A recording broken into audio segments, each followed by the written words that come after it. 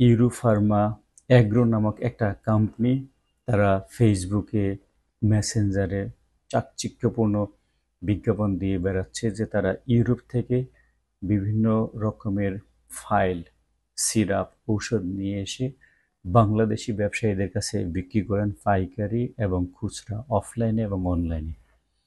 এই ঔষধগুলো খাওয়ালে যৌক্তিক উপায়ে, স্বাস্থ্যসম্মত উপায়ে গবাদি পশু মানে গরু, ছাগল, মহিষ, ভেড়া এগুলো মোটা হবে, তাজা হবে এবং এগুলো সুরক্ষিত থাকতে যাবে।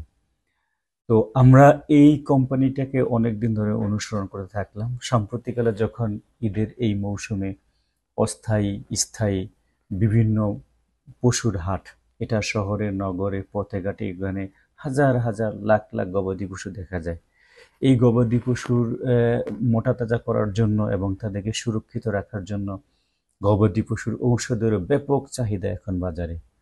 ওইরকম ইউরোপীয় ঔষধ গবাদি পশুর জন্য ইম্পোর্ট করে বিক্রি করা হবে এরকম বিজ্ঞাপন দেয়া হলেও আমরা দেখেছি শ্যামপুর থানাধীন পশ্চিম ধুলাইপাড়ের সাবান ফ্যাক্টরি এই এলাকাতে বাবা আর ছেলে কয়েকজন কর্মচারীকে নিয়ে একটা বাসাতে ঘরোয়া কারখানা বানিয়ে ফেলেছেন। এই কারখানাতে তারা পুরাতন ঢাকার বিভিন্ন অলিগলি থেকে পুরাতন প্লাস্টিকের বোতল সংগ্রহ করেন। তারা ফকিরাপুল থেকে অন্যান্য জায়গা থেকে চাকচিক্যপূর্ণ খুব রঙিন বিভিন্ন স্টিকার, লেবেল এগুলোকে বানিয়েছেন।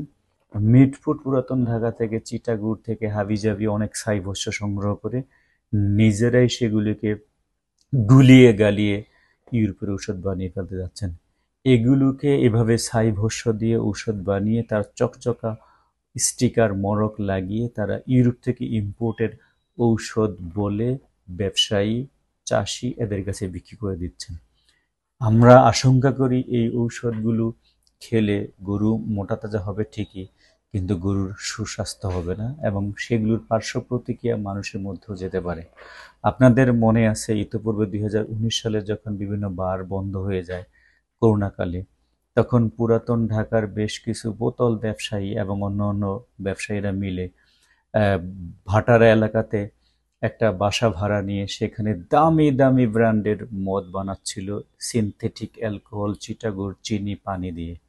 সেগুলোকে আমরা উদ্ধার করেছিলাম। সেই জিনিসগুলো খেয়ে প্রায় 40-50 জন মানুষ মারা যায়, অনেকের চোখ, অঙ্গহানি হতে থাকে।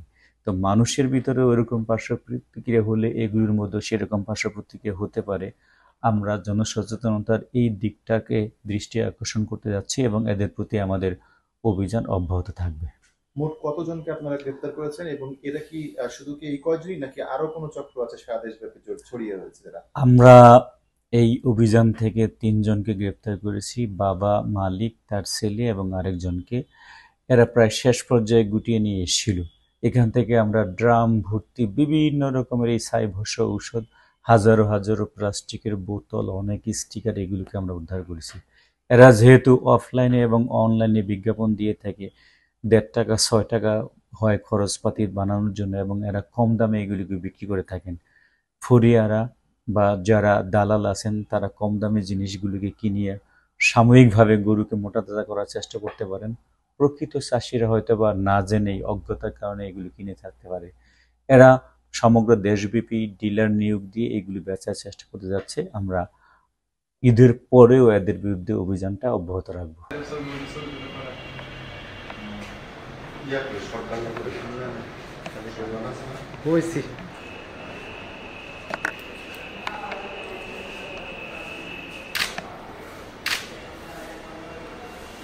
ঘাড়ি নামে রয়েছে সোজা সোজা বডি সোজা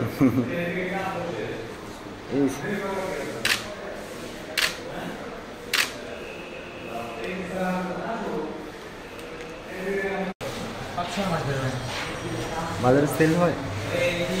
5-6 মাস যাবত মানছি, পরে 2 মাস যাবত অফ ছিল, কাগজপত্র না পাওয়ার কারণে অফ ছিল। এরপরে আমাদের ডিবি অভিযানে ধরা হয়েছে।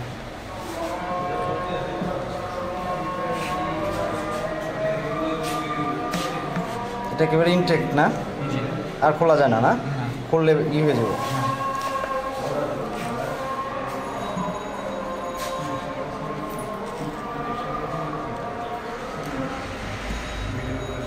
তারা